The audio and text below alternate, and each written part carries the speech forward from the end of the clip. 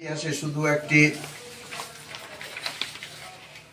রাজনৈতিক আসন নয়, এটি নেতৃত্ব, দেশপ্রেম, শিক্ষা, চরিত্র, ত্যাগ এবং দূরদৃষ্টির প্রতীক।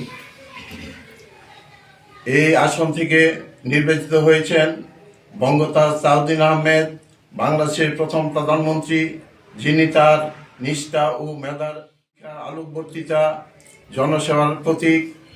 আফসার উদ্দিন আহমেদ, পরিচ্ছন্ন ও উন্নয়নমুখী নেতৃত্বের ধারক ও বাহক।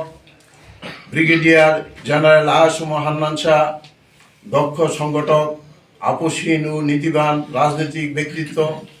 তানজিম আহমেদ সোহেল তাজ, তরুণদের অনুপ্রেরণা, দুর্নীতি বিরোধী অঙ্গীকারের প্রতিকৃত। শিমিন হোসেন জিমি, সাহিত্য সংস্কৃতি দৃষ্টান্ত। এরা প্রত্যেকেই ছিলেন উচ্চশিক্ষিত, রাষ্ট্রচিন্তায় অগ্রসর এবং জনগণের প্রতি দায়বদ্ধ। কাপাসিয়ার মানুষ সবসময় শিক্ষা, মূল্যবোধ, দক্ষতা ও সততার নেতৃত্বকে বেছে নিয়েছেন। এটাই কাপাসিয়ার রাজনৈতিক সংস্কৃতি, এটাই কাপাসিয়ার গৌরব, উজ্জ্বল ইতিহাস।